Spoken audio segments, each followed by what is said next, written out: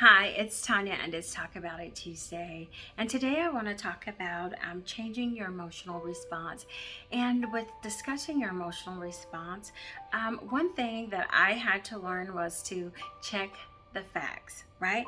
So I had to learn to check out whether my emotional reactions fit the facts of the situation.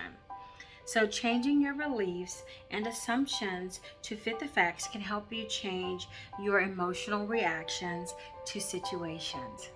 I think that is like a critical and important skill to develop and to be able to have, especially when you're in situations that are very highly emotionally charged and you find yourself feeling emotionally charged on an emotional level.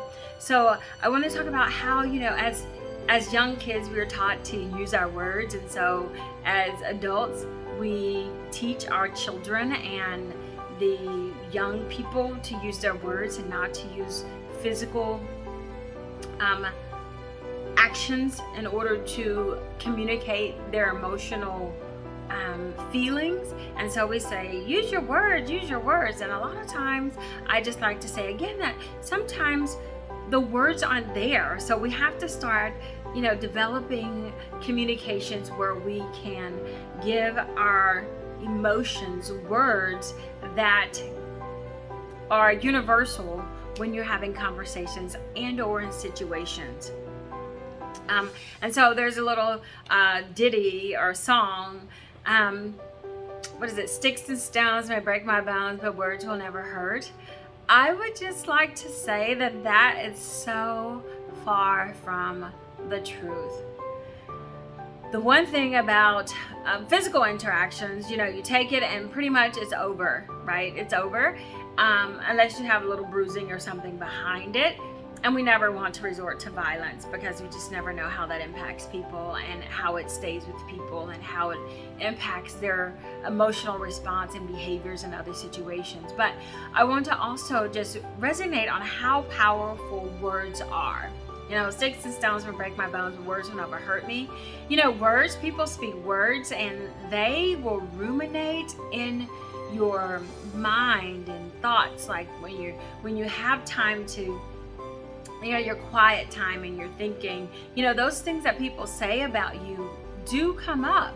No matter how strong you are, no matter what your position, no matter what tax bracket you're in, when people say negative, derogatory things about you or to you, they have a way of seeping into your subconscious and affecting how you feel about yourself and how you see yourself and how you show yourself to the world. So I do want to encourage people to be mindful of their words because words have power.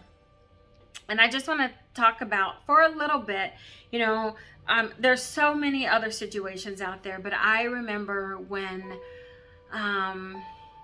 I was teaching, and I like to talk about my stories. There's so many, celebrity stories out there right now that I could pull off of, but I'm just going to talk about me because, that's authentic. That's me, right?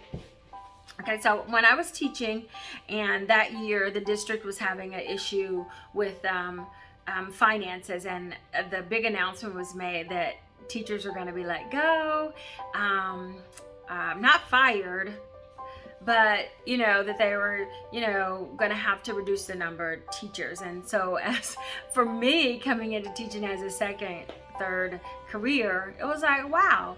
I had only been teaching for maybe 2.5 years, and so my business information, my business mindset, well, I'm one of the last teachers coming on deck, so I'll probably be one of the first teachers to be let go.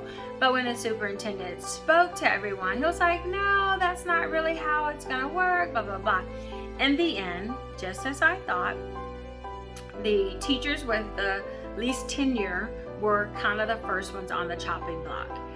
If you were at 3 years and under, you were on the chopping block, and I was at that cutoff. And I just remember feeling, wow, I went into teaching because I figured I could make a career out of it. I didn't have to worry about this because everybody needs teachers. Teachers are always needed. so I thought. During that time, during that district transitioning, and I'm sure it was happening all over the state, but for me personally, I was like, oh my gosh. But I know emotionally, every time there was a staff meeting or every time there was discussion about it, it just hit me like you were sending a stake through my heart. Like every time I was like, the teachers who have contracts for next year, let's meet in the library after school. And then I'm thinking, well, what about the ones of us who do not? Maybe we could, reframe how we make the announcements, because it just felt like I was making a choice, and the choice wasn't mine to make. The decision had been made for me, and I just had to adjust and move on. But I just remember every time I heard that, I cringed and I felt like, wow, I'm not good enough. What is going on here? And I knew it had nothing to do with my character or anything that I had done wrong, but just because I was under 3 years, I was on the chopping block. It had nothing to do with how well my kids did on the test. It had nothing to do with, my commitment to teach and create an environment for kids to learn. It was totally out of my control, but emotionally, it was hard to hear it all the time. Like, oh, you're not having a contract. Well, what are you going to do? Or, oh my gosh, how's that going to affect your family? And to see other teachers bawling because they were either single parents or they were pretty much the number one financial provider for their family, just having these emotional breakdowns and crying. And I was emotional, but not to that extent, because I had a husband and we depended on his income. And so I was emotional about it, but not distraught, because it wasn't going to have the same effect on me that it was going to have on like another teacher who was in a different situation. And so when people would speak about it and act as if the teachers who were not in the district long enough had made a conscious choice not to renew their contract, was just very insensitive, and it felt very insensitive, and it hurt, even though they may not have been meaning for it to be hurtful. On the receiving end, it was very hurtful and very unproductive.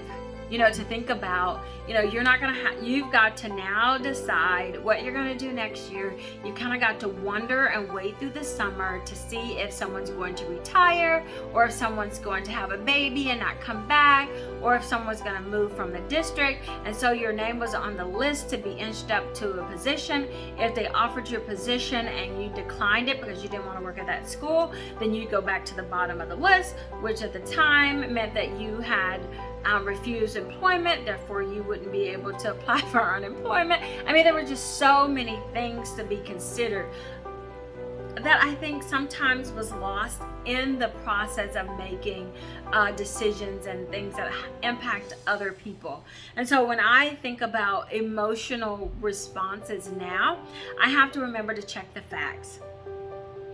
Is that person really saying that to be spiteful or hurtful? Even though it hurts, but is that really their intention? Is that, the intent? Is the intent there to really scar me, even though I may feel emotionally scarred, but is that really the intent? Was it malicious in the intent to do that? So I just want to say that, we never know where people are, and there's so much going on in this era of coming out of COVID and everything opening back up and people having to readjust again to change, that we just never know, how people will emotionally be impacted by the things that we say or do and how it impacts their lives. So just be kind and use kind words, because we all know that words have power and words have the ability to tear down and or build up people, situations, and lives. So as you are engaging in conversations with other people, personally or professionally, be mindful of your communication, that what your words that you're using is not tearing down someone else, and that you are in a position and have an opportunity to lift up and to encourage other people